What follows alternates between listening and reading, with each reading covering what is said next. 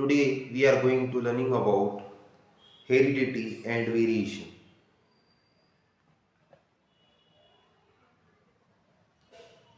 First of all, we will see in the box. आपको box देखे हैं, देखिए कलर ऑफ स्किन, आपको आपका कलर देखना है, आपके ग्रैंडफादर का, ग्रैंड मदर का, फादर का, मदर का, ऐसे सबके आपको कलर देखने हैं. Shape of face, height, colour of eyes और ओरिएंटेशन ऑफ थंब. ये बेसिक इस चैप्टर का. सबसे पहले हेरिडिटी क्या है. हेरिडिटी की आपको डेफिनेशन देके बुक में, the transfer of characteristics from parent to offspring is called heredity. जो पेरेंट्स से जो इंफॉर्मेशन, जो जेनेटिक इंफॉर्मेशन बच्चों तक आती है उसको कहते हैं हेरिडिटी.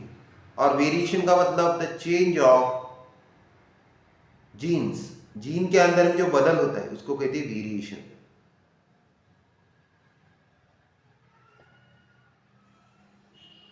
फर्स्ट टॉपिक है हमारा इनहेरिटेंस. इनहेरिटेंस क्या देखेंगे. The branch of biology which studies the transfer of characteristics of organism. यानी ये बायोलॉजी की ब्रांच है और इसमें कैरेक्टर ट्रांसफर होते हैं एक ऑर्गेनिज्म से दूसरे ऑर्गेनिज्म में to the next, and genes in particular called genetics. इसको कहते हैं जीनेटिक्स. सेकंड इसकी डेफिनेशन होती है the study of genes is called genetics. यानी जीन की स्टडी करना. अब इसमें हम डीएनए देखेंगे, क्रोमोसोम देखेंगे तो आपको ऑलरेडी चीजें पूरी समझ में आएंगी. Progeny form through the process of reproduction. Progeny जो है रिप्रोडक्शन से फॉर्म होती है except for a few minor differences. Progeny यानी जो नेक्स्ट जो ऑफस्प्रिंग है उसके कैरेक्टर क्या होंगे उसको प्रोजेनी कहते हैं. The offspring shows the great similarity. उस ऑफस्प्रिंग में क्या होते हैं बहुत सारे सिमिलैरिटीज होते हैं विथ पेरेंट्स. पेरेंट के जैसे बहुत सारे सिमिलैरिटीज होते हैं. Organism produce by asexual show minor variation. Minor का मतलब होता है कम. जो असेक्सुअल रिप्रोडक्शन जो होता है उसमें होता है माइनर वेरिएशन, ये चेंज बहुत कम होता है. यानी आपको इक्वल में वैसे ही दिखता है. जैसे एक जो है मैंगो का ट्री, उसका सीड आपने निकाला, उससे दूसरा ट्री ग्रोथ किया था. आपको जैसा मैंगो का ट्री पहले था, अब उसका ऑफस्प्रिंग यानी उसी से मैंगो के ट्री से सीड आपने ली, उससे दूसरा यानी मतलब उसी ट्री का बच्चा कैसा दिखता है एग्जैक्टली उसके जैसा, पूरा कॉपी टू कॉपी. लेकिन ऐसा सेक्सुअल रिप्रोडक्शन में नहीं होता है. सेक्सुअल रिप्रोडक्शन में मेजर वेरिएशन होती है, यानी बहुत ज्यादा चेंजेस होते हैं. बिकॉज ऑफ असेक्सुअल रिप्रोडक्शन में ओनली क्या होता है सिंगल गैमेट से ऑर्गेनिज्म फॉर्म होता है, और सेक्सुअल रिप्रोडक्शन में टू गैमेट्स होते हैं, एक फीमेल और एक मेल. अब दोनों के कैरेक्टर्स क्या होते हैं आपस में मिक्स होते हैं और जो ऑफस्प्रिंग है उसमें वो कैरेक्टर्स आते हैं. इसके लिए उसमें वेरिएशन होता है. Comparatively greater variation sexual reproduction के बारे में. अब देखिए फेशियल फीचर्स, फेस के बारे में बताया गया है. Nose and lips, attachment of ear lobe, attachment कैसी होंगी, और हेयर लाइन, ये सम डिफरेंस है. अब देखिए हेरिडिटी अभी हो गया हमारा. One, the characteristics transfer from parent to offspring is called heredity. It due to heredity that puppies are similar to dogs, puppies are similar to dogs, squabs are similar to pigeons, and infants are similar to humans. Infants मतलब बच्चों को कहते हैं. तो यानी जो doggy के जो बच्चे हैं वो किसके जैसे दिखेंगे, डॉगी की जैसे. ह्यूमंस के बच्चे किससे दिखेंगे, ह्यूमंस के जैसे दिखेंगे. ये बताइए. Inherited traits.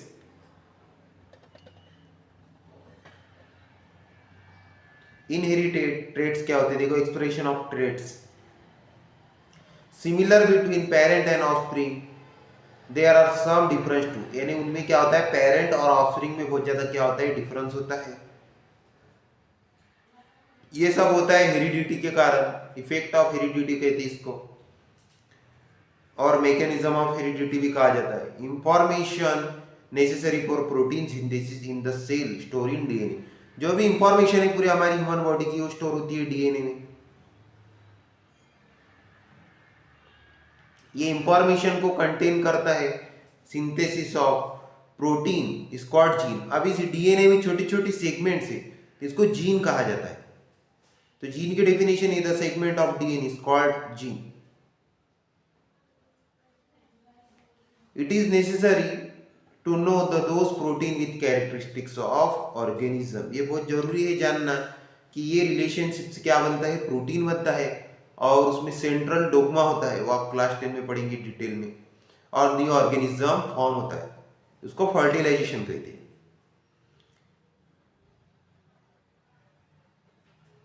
ये बाकी की इंफॉर्मेशन आपको रीड करनी है। प्लांट के हेड के बारे में बताया गया है, growth hormones in the plant increase height in plant depends upon the quantity of growth hormones. उनमें कितने ग्रोथ हार्मोन्स है, यानी केमिकल्स, ग्रोथ हार्मोन तो थे मेरिस्टेमेटिक टिश्यू से।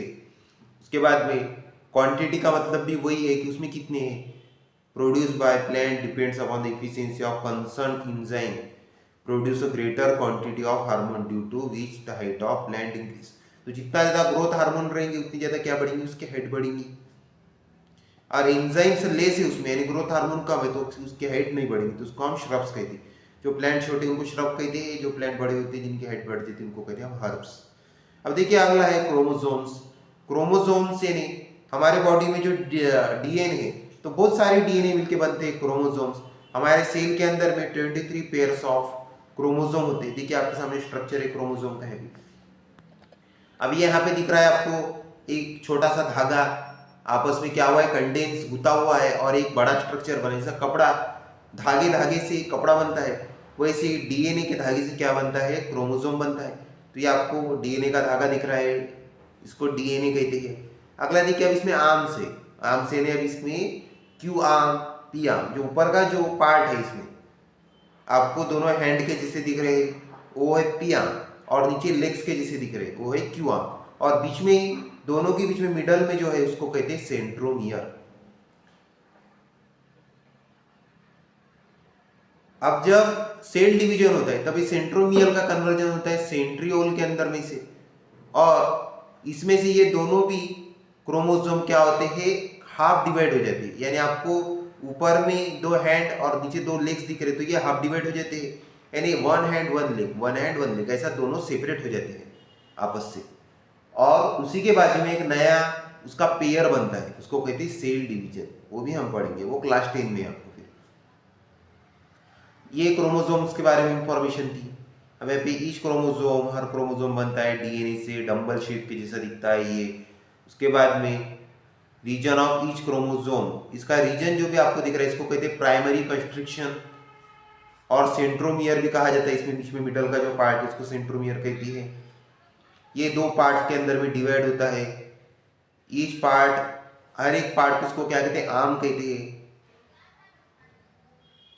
The centromere has specific position, centromere की एक पोजीशन होती है in each chromosome depending upon this there are 4 types of chromosome. 4 types of chromosome होते हैं। देखिए आप टाइप्स ऑफ क्रोमोसोम है आपके सामने, मेटासेंट्रिक, सब मेटासेंट्रिक, एक्रोसेंट्रिक, टिलोसेंट्रिक। अब मेटासेंट्रिक ये वी शेप के होते हैं। देखिए आपके सामने मेटासेंट्रिक, यहाँ पे राउंड आपको व्हाइट कलर का जो दिख रहा है ये सेंट्रोमियर है। एक्रोसेंट्रिक होता है, देखिए इमेज में आपको समझ में आ जाता है, ये जे शेप का होता है, जे के जैसा दिखता है, और इसमें यहाँ पे जे का ये पॉइंट आपको व्हाइट कलर का दिख रहा है, वो है सेंट्रोमियर। अगला है सब मेटासेंट्रिक, सब मेटासेंट्रिक एल के जैसा होता है, देखिए आपको सेंट्रोमियर दिख रहा है इसमें। और एक टिलोसेंट्रिक, टिलोसेंट्रिक में भी आपको सेंट्रोमियर दिख रहा है, ये आई के शेप का होता है। अब होमोलोगस क्रोमोसोम, हेटेरोलोगस क्रोमोसोम्स। अगर दोनों क्रोमोसोम्स के पेयर अगर एक जैसे तो उसको क्या कहेंगे हम, होमोलोगस। और दोनों के पेयर अलग अलग है, यानी दोनों का साइज कम ज्यादा है, तो उसको कहेंगे हम हेटेरोलोगस। तो इसमें आप देख सकते हैं कि चारों में से कौन सा होगा होमोलोगस। अब आप मेटासेंट्रिक को देखिए, दोनों के पेयर यानी दोनों के आर्म्स आपको सेम साइज के दिख रहे हैं, तो इसको कहेंगे हम क्या, होमोलोगस। बाकी की 3 क्या है, हेटेरोलोगस। अब देखिए इसी के अंदर में chromosomes of different pairs are called sex chromosome और एलोसोम। तब बॉडी के अंदर में पूरे होते हैं 23 पेयर्स, उसमें की 1 पेयर होती है सेक्स क्रोमोसोम, उसको कहते हैं एलोसोम्स। और बाकी के जो 22 होते हैं उसको कहते हैं ऑटोसोम्स। ये मेल में भी सेम होता है, फीमेल में भी सेम होता है, और उसकी डिटेल इंफॉर्मेशन आएगी। अब ये डीएनए के बारे में, डीऑक्सीराइबोन्यूक्लिक एसिड क्या होता है, देखिए क्रोमोसोम बनता है डीएनए से, एक एसिड है डिस्कवर किया गया था स्विस बायोकेमिस्ट ने फ्रीडरिक मिस्टर 1869 में while studying the white blood cell, ये वाइट ब्लड सेल की स्टडी कर रहे थे। Initially this acid was reported to be only nucleus of cell, तो ये एसिड इनको दिखाई दिया न्यूक्लियस के अंदर में, न्यूक्लियस ऑफ द सेल के अंदर में। Hence it was namely nucleic acid, तो ये न्यूक्लियस के अंदर में दिखा था, तो इन्होंने क्या दिया उनको, न्यूक्लिक, यानी न्यूक्लियस में दिखा तो न्यूक्लिक एसिड करके नाम दे दिया फिर। हाउएवर इट वाज लेटर, बहुत समय के बाद रियलाइज, उनको समझ में आया that it present in other part of cell too, और ये अदर पार्ट में भी यही एसिड होता है। Molecules of DNA are present in all organism, DNA के मॉलिक्यूल्स हर ऑर्गेनिज्म में प्रेजेंट होते हैं। अगर चींटी भी है छोटी सी, बैक्टीरिया भी है, तो उसमें में डीएनए होता है। Present in all organism from viruses and bacteria to human, सभी के बॉडी में, वायरसेस से लगा के तो ह्यूमन भी। सबसे छोटा ऑर्गेनिज्म में सबसे छोटा साइज होता है वायरस का, वैसे वायरस नॉन लिविंग होते हैं, और जैसे उनको एटमॉस्फेयर मिलता है ग्रोथ होने के लिए, वैसे वो लिविंग हो जाते हैं, यानी वो बाहर होते हैं नॉन लिविंग, और कभी बाई चांस अगर हमारे बॉडी में अगर आ जाते हैं तो वो लिविंग हो जाते हैं हमारे बॉडी के सेल की वजह से। These molecules control the functioning, growth and division, reproduction of cell and are therefore called master molecules। और डीएनए को क्या कहते हैं, मास्टर मॉलिक्यूल कहते हैं, क्योंकि पूरा सभी चीजें इसमें पे डिपेंड है, क्योंकि क्रोमोसोम बनता है डीएनए से, सेल डिवीजन किससे होता है, क्रोमोसोम की डिवीजन से। अब डीएनए नहीं रहेगा तो क्रोमोसोम नहीं बनेंगे, क्रोमोसोम ही नहीं रहेगा तो उसका डिवाइड भी नहीं हो पाएगा और सेल डिवीजन नहीं हो पाएगा। तो सबसे मेन किरदार इसमें है डीएनए का, तो इसको मास्टर मॉलिक्यूल कहते हैं। DNA molecule is the same in all organism, सभी ऑर्गेनिज्म में सेम होते ही, इसका स्ट्रक्चर एक ही जैसा होगा हर ऑर्गेनिज्म में, ऐसा अलग स्ट्रक्चर कोई नहीं होगा। जैसा आपको यहाँ पे दिख रहा है, ये जीन के नीचे जो दिख रहा है आपको स्ट्रक्चर, ये डीएनए का स्ट्रक्चर ही वही है, और इसको डबल हेलिक्स स्ट्रक्चर कहा जाता है। The structure of DNA molecule same होते हैं। वैटसन और क्रिक ने मॉडल ऑफ डीएनए मॉलिक्यूल के बारे में बताया था 1953 में, और as per this model two parallel threads में दो एक जैसे पैरेलल धागे थे। न्यूक्लियोटाइड्स आर कोलाइड, कोलाइड यानी उसका घूमना, बार बार पलटना, कोलाइड का मतलब अराउंड ईच।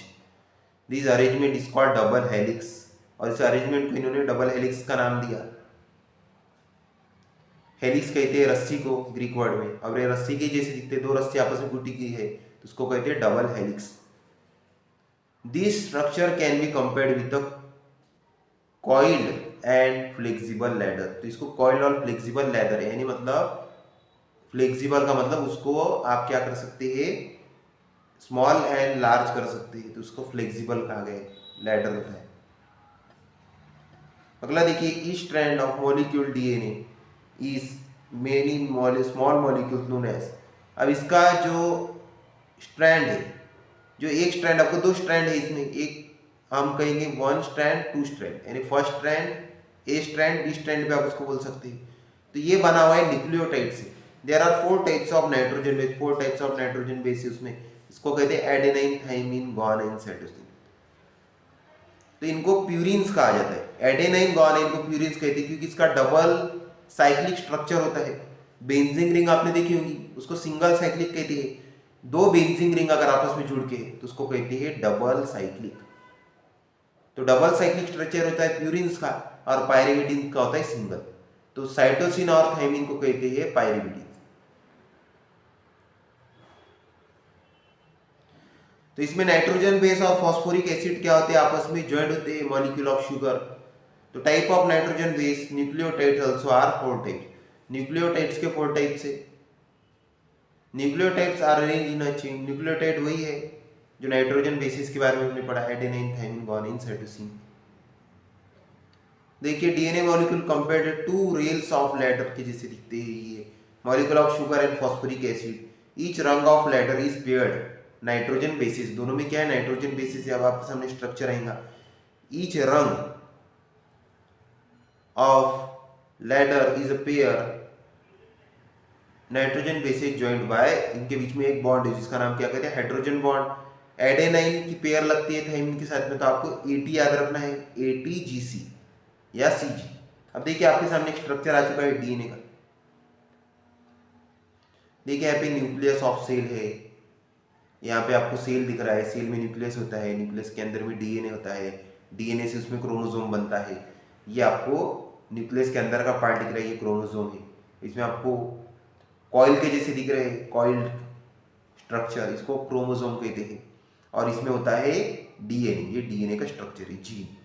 अब डीएनए का एक छोटा पार्ट, अब देखिए आपके सामने इसमें एक छोटा पार्ट आपको दिख रहा है 1, उसके नीचे है 2, तो ये 2 जीन्स है, 1 और 2 जीन।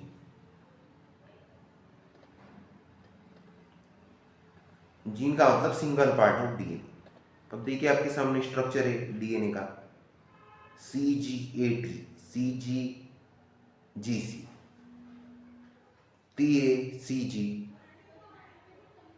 TA।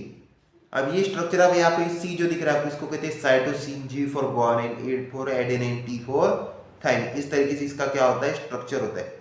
सी के बाद में G है, उसके बाद में क्या आएगा CG, के बाद में क्या आएगा AT आएगा।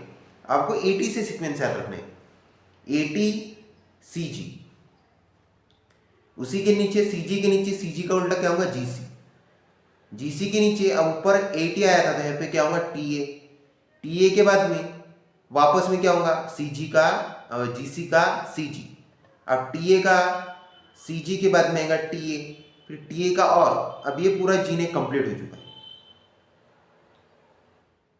अब देखिए एक जीन में क्या हो सकता है, GC TA CG TA, इस तरीके से क्या होंगी, जोड़ी होंगी, तो इसको कहते हैं nitrogen bases.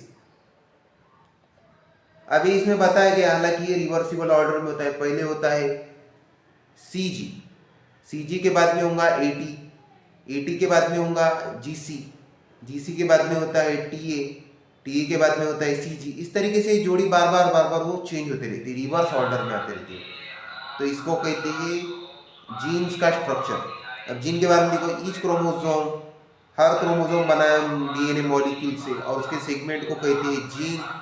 Variety in the sequence of nucleotides में वेराइटी होती है, different kinds of genes form होते हैं, the genes are arrange in a line, ये क्या होते हैं, एक लाइन में अरेंज होते हैं।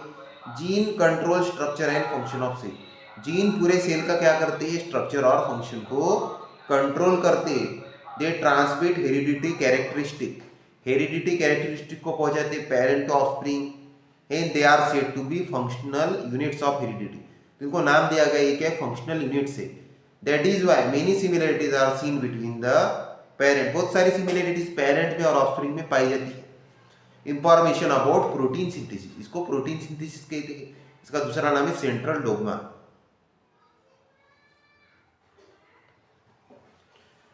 अब ये प्रोटीन सिंथेसिस, जब हमारे बॉडी में एनर्जी बनती है, तो ये एनर्जी बनने में प्रोटीन सिंथेसिस होता है। अभी प्रोटीन सिंथेसिस डिटेल में आप पढ़ेंगे क्लास 10 में।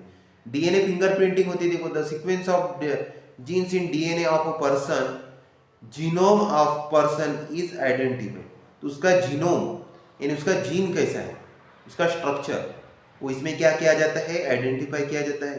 It is used to identify the lineage and to justify identify criminals, तो क्रिमिनल के बारे में पता लगाया जाता है, because it is unique every person, हर इंसान का जो डीएनए फिंगरप्रिंटिंग है ये सभी का अलग होता है।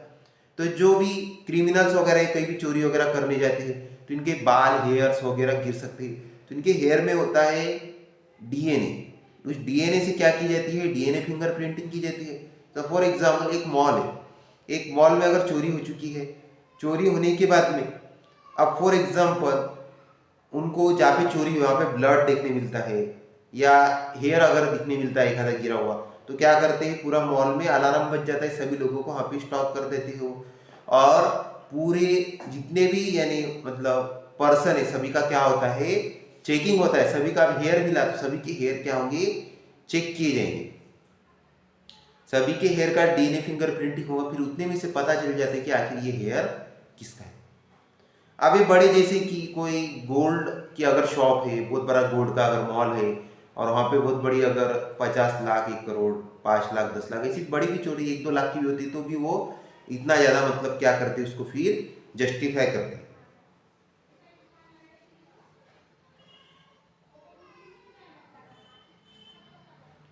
वैसे भी सिमिलर आजकल वीडियो कैमराज वगैरह है, उसमें भी पता चल जाता है कि जगह पे कितने लोग आए, क्या है, उतना काम कितना नहीं है। लेकिन एक मतलब ऑप्शनल चीज़ है कि अगर कभी चोर अगर कैमरे से बच जाता है, अगर उसने उसका चेहरा ही हाइड करके रखा था, वो बच गया, वापस में उसने चेहरा अपना रिमूव कर दिया कहीं जाके, तो ऐसे टाइमिंग पे यानी मतलब डीएनए फिंगरप्रिंट का यूज़ वगैरह कर सकते हैं। अब देखो एडेनाइन थाइमिन, एडेनाइन की जोड़ी लगती है, थाइमिन ग्वानिन की जोड़ी लगती है साइटोसिन के बाद। तो यहाँ पे आपके सामने स्ट्रक्चर वगैरह बताया गया, पेयर ऑफ नाइट्रोजिनस बीट्स। तो यहाँ पे पेयर लगी है नाइट्रोजन बेस की, इसको न्यूक्लियोटाइड कहते हैं। Rails of DNA made up of sugar, ये शुगर और फॉस्फोरिक एसिड से बनते हैं। अब जो शुगर का जो मॉलिक्यूल है इसको कहते हैं न्यूक्लियोसाइड। अब जैसे उसमें फॉस्फोरस ऐड होता है तो वो बन जाते हैं न्यूक्लियोटाइड। ये आपको इंफॉर्मेशन ध्यान में रखना जरूरी है। अगर फॉस्फोरस इंक्लूड है तो क्या कहेंगे हम, न्यूक्लियोटाइड। अगर फॉस्फोरस नहीं है, ओनली शुगर मॉलिक्यूल है, तो क्या कहेंगे हम, nucleoside. Seeds of technology, seeds technology के बारे में देखिए, ह्यूमन जीनोम प्रोजेक्ट बनाया गया था 1990 के अंदर में। ये जेनेटिक्स ऑफ द वर्ल्ड भी कहते हैं इसको, undertaken by all the genetics of world. जितने भी जेनेटिसिस्ट थे, जेनेटिसिस्ट है ना जो पीएचडी करते हैं जीन्स के अंदर, जीन्स की स्टडी करते हैं, उन सभी को इकट्ठा किया गया। उन सभी के बाद से थोड़ी थोड़ी इंफॉर्मेशन ली गई और उसमें एक यानी मतलब रिजल्ट निकाला गया। In June 2000 scientist of this project Celera Genomics corporation, a private industry है यूएसए की, collectively announce the discovery of complete DNA sequence.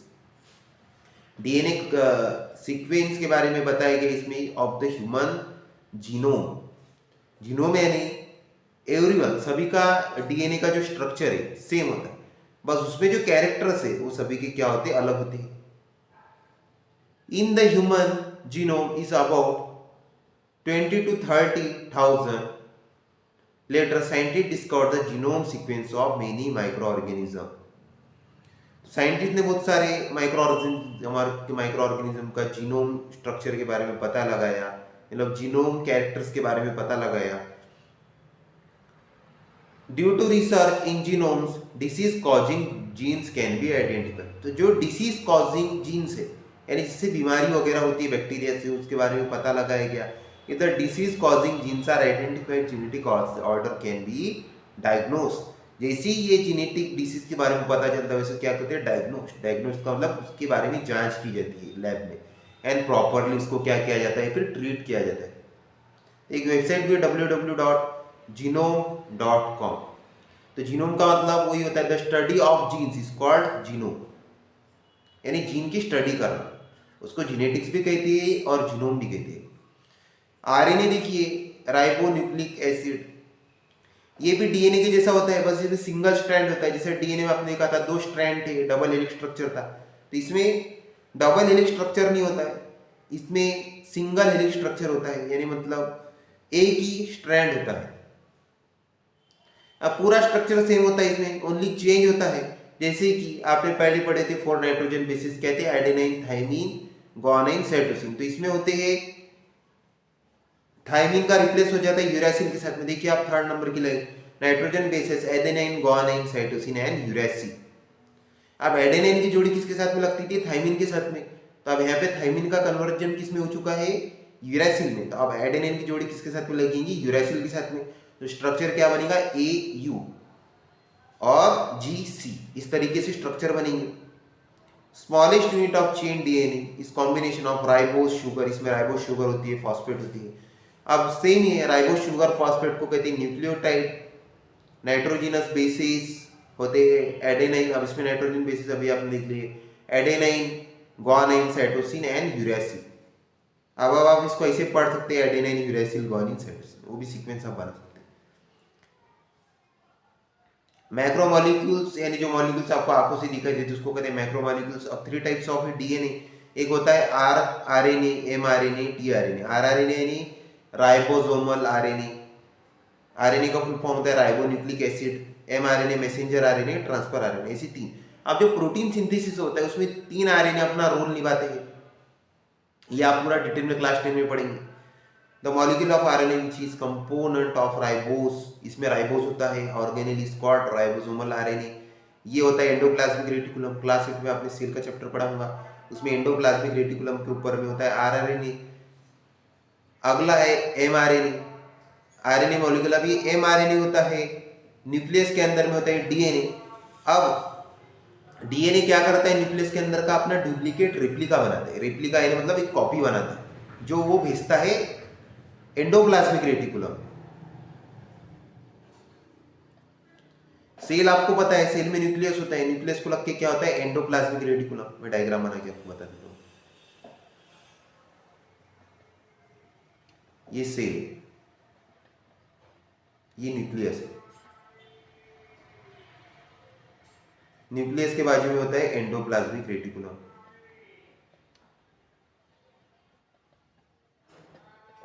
ये एंडोप्लाज्मिक रेटिकुलम, इसमें जो डॉट डॉट दिखते हैं आपको, ये होते हैं आरआरएनए, राइबोसोमल आरएनए। अब इस न्यूक्लियस के अंदर में होता है DNA.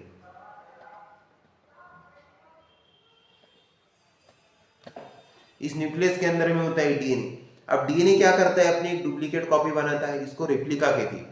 DNA makes there replica and send on the endoplasmic reticulum. ये जो पार्ट है न्यूक्लियस को लग के, इसको कहते हैं एंडोप्लाज्मिक रेटिकुलम, ईआरबी के बोल सकते हैं इसको आप, एंडोप्लाज्मिक रेटिकुलम। इस पे सेंड किया जाता है, वो होता है आरएनए। अब इसको ये सेंड किया यानी मैसेज के जैसा भेजा गया है, यानी मतलब न्यूक्लियस से सेंड किया गया कहाँ पे, एंडोप्लाज्मिक रेटिकुलम पे। तो इसको नाम दिया गया क्या, आरआरएनए। तो इसको हम कहते हैं राइबोसोमल आरएनए। इसको कहते हैं हम mRNA, messenger RNA, sorry. Nucleus के बाहर जो डीएनए की कॉपी बन के आरएनए बना है, यानी न्यूक्लियस में था तो क्या था, वो डीएनए, और जैसे उसने क्या किया, अपनी डुप्लीकेट कॉपी बनाई आरएनए के अंदर में और उसको सेंड किया कहाँ पे, एंडोप्लाज्मिक रेटिकुलम पे। तो उसको कहते हैं एमआरएनए, क्योंकि मैसेज भेजा गया है न्यूक्लियस टू एंडोप्लाज्मिक रेटिकुलम, इसके लिए उसको नाम दिया गया मैसेंजर आरएनए। अब होता है tRNA. RNA molecules according to message of mRNA carries amino acid up to ribosome.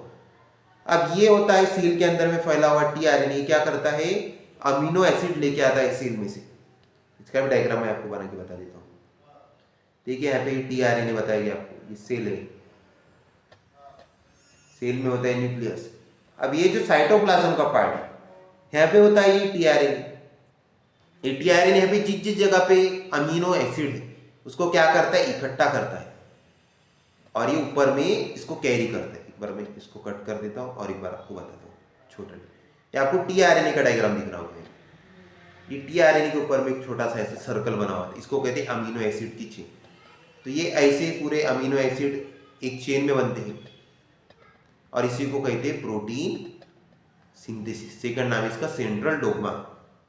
फिर ये जाता है, यही चीज जाती है माइटोकॉन्ड्रिया में, और माइटोकॉन्ड्रिया से बनाता है एनर्जी।